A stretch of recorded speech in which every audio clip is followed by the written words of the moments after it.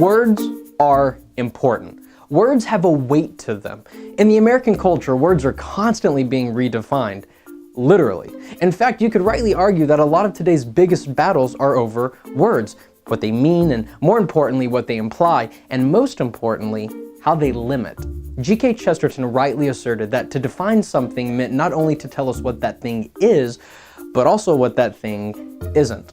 For instance, if I saw an animal and identified it as a dog, I've not only defined it as a four-legged canine mammal, but I've excluded the possibility of it being a fish, a human, a car, a fire, a tree, or something other than a dog. All this information from a three-lettered word, dog.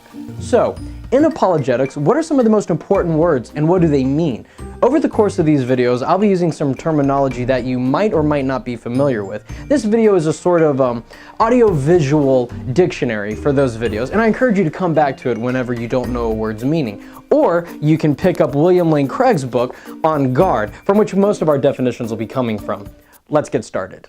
Apologetics. A defense or a well-thought-out response in a court of law. This is found in 1 Peter 3:15, when Peter encourages the fellow followers of Christ to be prepared to make an apologia, a defense for the hope they have, and to do it with meekness and kindness. Religion.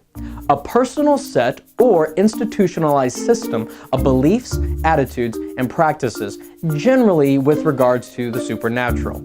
With this definition, we can see how Christianity falls into this category, along with Islam, Buddhism, Judaism, spiritualism, cultism, and many others. Atheism.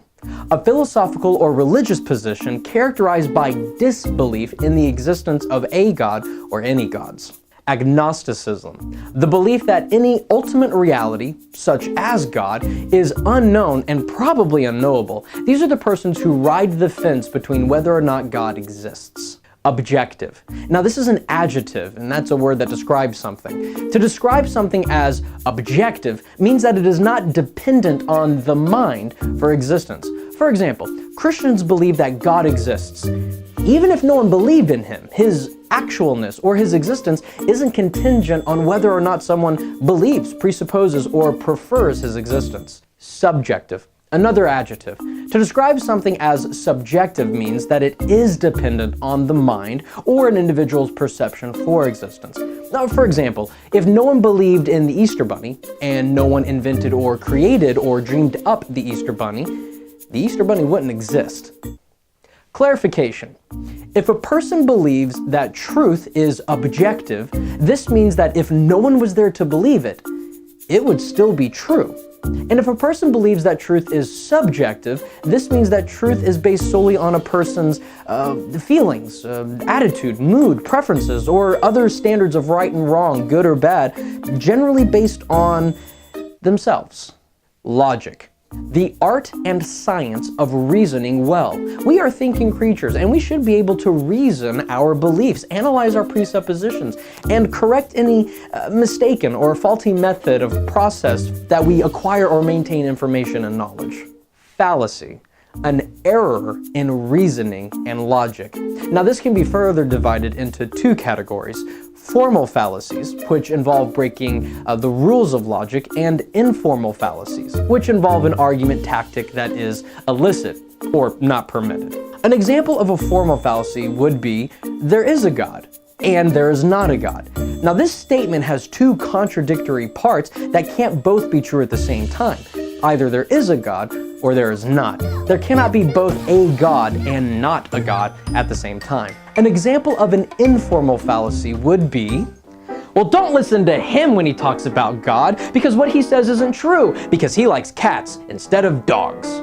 The liking of cats or dogs has nothing to do with what the man is saying about God, or if it's true or not. Argument. An argument is a list of statements, premises, and a conclusion that are arranged to persuade someone. In logic, an argument is less, you're an idiot. No, you're an idiot. No, you're an idiot. Well, no, you're the idiot. I think that you're an idiot. Well, I think your mother. And more like, well, I do believe that God exists, based on two premises. If God does not exist, then there are no objective moral values. And we can see that objective morals and values do exist, therefore, God exists. I think it logically makes sense. What do you think? Well, I see where you're coming from, but I think that you have a problem in your first statement. Now, just because you have a logical argument doesn't mean that you won't have to defend your premises. You will. Reason. Reason has two definitions. Number one, an explanation or justification, or the power of the mind to think, understand, and form judgments logically. These are the big ones. Throughout these videos, we will come across more words that we will define along the way if we need to. If you're interested in learning more about apologetics, I encourage you to check out William Lane Craig's book, On Guard. And for more information about apologetics material supported by New Horizons Ministries, please contact us at nhmmultimedia@gmail.com. Oh, and be sure to visit our YouTube, Facebook, and website for more information on NHM events and other activities. Blessings.